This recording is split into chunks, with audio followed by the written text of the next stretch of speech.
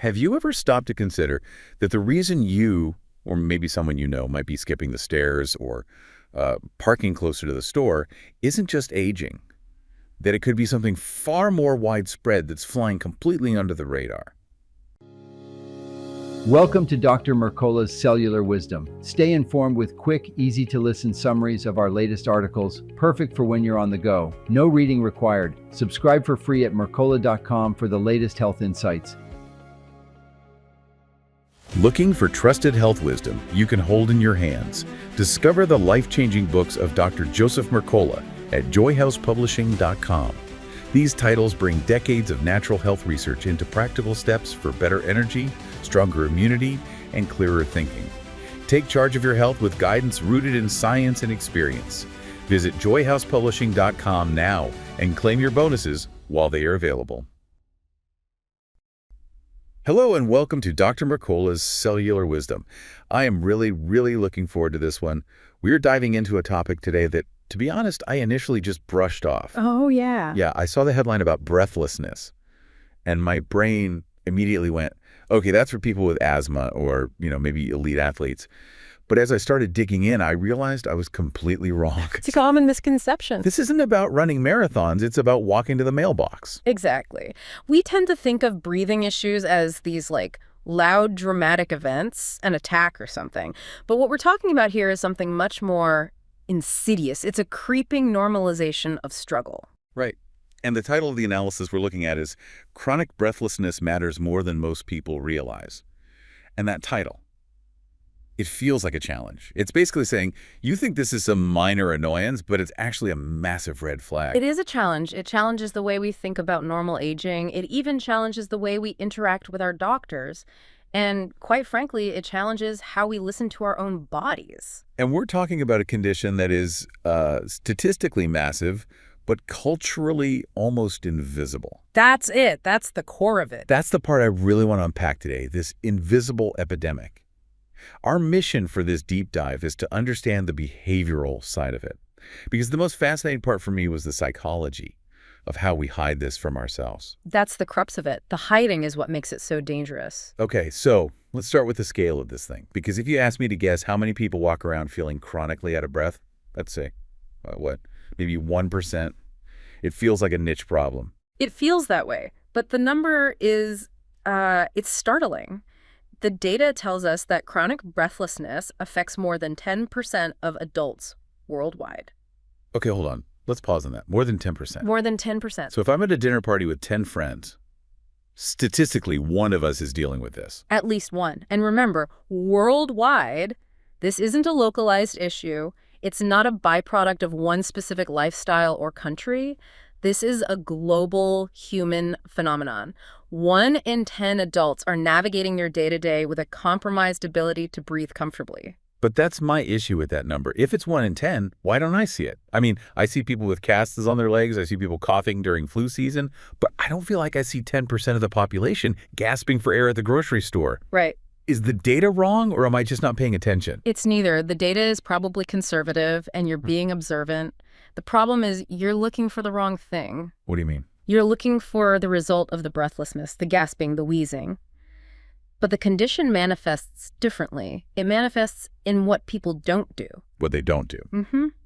We need to distinguish between an acute attack and a chronic limitation. An asthma attack, you see it. It's loud, it's urgent. Yeah, of course. But chronic breathlessness, that operates in the shadows. It's often not about the gasping. It's about the silent decision to avoid the thing that causes the gasping. Okay, that brings us to the specific phrasing from the analysis that I found so provocative. It says that breathlessness can quietly limit daily life. Quietly. That's the key word. But I have to play devil's advocate. Breathlessness feels like the opposite of quiet. It feels like a panic alarm going off in your chest. Like it feels like drowning. How can that be quiet? Well, the sensation is absolutely loud to the person feeling it. It's terrifying. Physiologically, air hunger triggers a primal panic response in our brainstem. But because it's so terrifying, the human brain, which is a brilliant survival machine, does everything in its power to make sure you never feel it again. So the brain just becomes an avoidance engine. Precisely, and that's the quiet part. It's the behavior modification that happens before the exertion. So let's say you know that walking up the 3 flights of stairs to your office makes you feel that panic, that tightness. Your brain doesn't want that.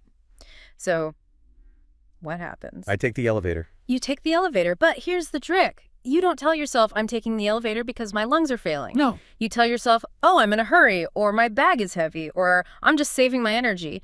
You rationalize the avoidance. Wow. So the limitation isn't the panting at the top of the stairs. The limitation is the fact that the stairs have been completely removed from my map of the world. Exactly. Your world shrinks. You stop parking in the back of the lot. You stop going for that evening walk. You stop playing tag with the grandkids. And you do it all so subtly, so quietly, that nobody, not even you, sometimes realizes it's a medical symptom. You just think your preferences are changing. That is basically a functional recession. You're trading your freedom for comfort. But let me ask you this. Isn't that just adaptation? You know, if I can't run a marathon, I don't run a marathon. Why is this quiet limitation such a big deal? Why is this a major health concern and not just getting older? That is the million-dollar question, and the answer lies in the physiology of deconditioning. When you make that trade, when you take the elevator instead of the stairs, you aren't just maintaining the status quo, you are triggering a downward spiral. The whole use it or lose it thing. It's more aggressive than that. It's use it or it degrades.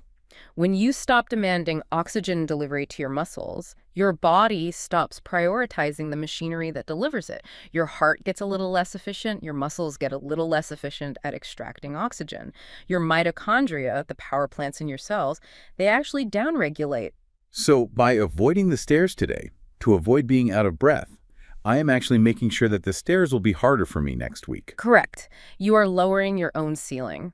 The threshold for what triggers that breathlessness just drops lower and lower. First it's the stairs, then it's walking up the driveway, then it's walking from the living room to the kitchen.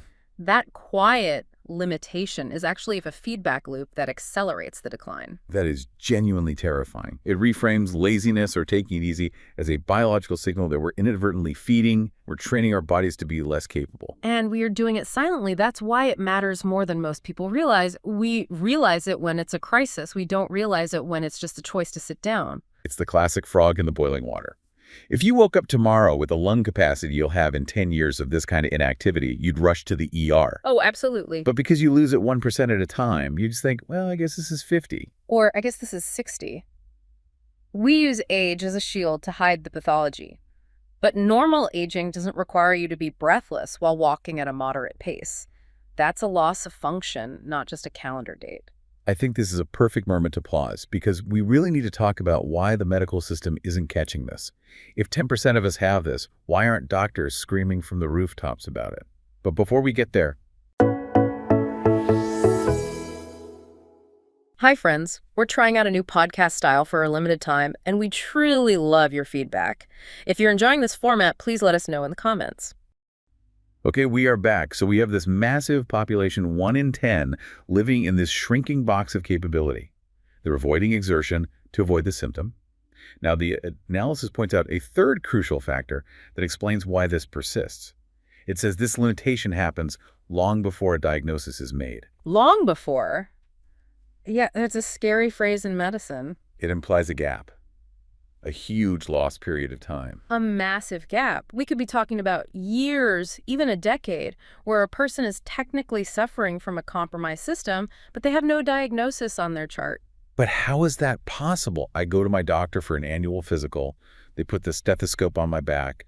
They tell me to take a deep breath. If I have chronic breathlessness, wouldn't they hear it? Not necessarily. And this goes right back to our quiet concept.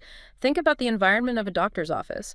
You're sitting on a table, you're at rest, you haven't just run a lap around the building. Right, I'm probably the most relaxed I've been all day. Exactly. Most standard diagnostics, blood pressure, listening to the lungs, a pulse oximeter, they're all done at rest. If your breathlessness is exertional, meaning it only happens when you move, a restart test might miss it entirely. Oh. It's like a mechanic listening to your car idling in the driveway and saying, sounds perfect, even though the transmission is about to fall out when you hit 60 miles an hour. That is a perfect analogy. So the doctor is checking the idle, but the problem is in the drive. And because you, the patient, have quietly limited your life, you don't even report it. The doctor asks any shortness of breath, and you say no. Because I don't. as long as I take the elevator. Right. You aren't lying. You're telling the truth about your adapted life. You don't feel shortness of breath because you never do anything that requires breath. So the doctor writes, lungs clear and no complaints in the chart, and you walk out the door. Meanwhile, the underlying condition, whether it's metabolic, cardiovascular, respiratory, it just continues to simmer in the background. That is a massive blind spot. Yeah. It means the system is fundamentally reactive. It's waiting for the loud symptom. It waits for the crash. It waits for the failure. The diagnosis often only comes when the condition has progressed so far that you're breathless at rest, when you can't hide it anymore. Right. But by then, you've lost years of opportunity to intervene. You've lost muscle mass, metabolic flexibility. Reversing it at that point is infinitely harder than fixing it when it was just, I get tired on the stairs. So relying on a diagnosis is a losing strategy. That's what I'm hearing. It is. If you wait for a label, you're waiting too long. The whole idea here is that we need to shift our thinking. We need to stop looking for a disease and start looking at function. Function over labels. I like that. But I do want to be careful here. We know medical views evolve, protocols change. Is there a risk that we're over-indexing on this idea? I mean, maybe modern medicine has better ways to track this now. That's a fair and a really responsible question, and science is always updating. We might find new biomarkers or new imaging techniques that catch things earlier, but here's the thing. The fundamental relationship between your ability to move and your ability to breathe, that doesn't expire. The physiology of oxygen exchange is timeless. Gravity hasn't changed. Exactly, and human behavior hasn't changed. The tendency to avoid discomfort is hardwired into us. So while specific treatments might evolve, the core observation that we mask our own decline through behavioral avoidance, that remains a critical truth. Okay. Whether we're talking about data from 10 years ago or 10 years from now, if you can't climb a hill without gasping, your body is telling you something important. It's the ultimate biofeedback. It is, and it's free. You don't need a lab test to know if you're avoiding the stairs. You just have to be honest with yourself. So let's try to synthesize this. We have this invisible statistic of 1 in 10 people.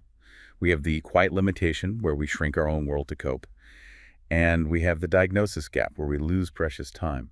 What's this what here? What do we do with this information? The so what is agency. It's about taking back control of your own timeline.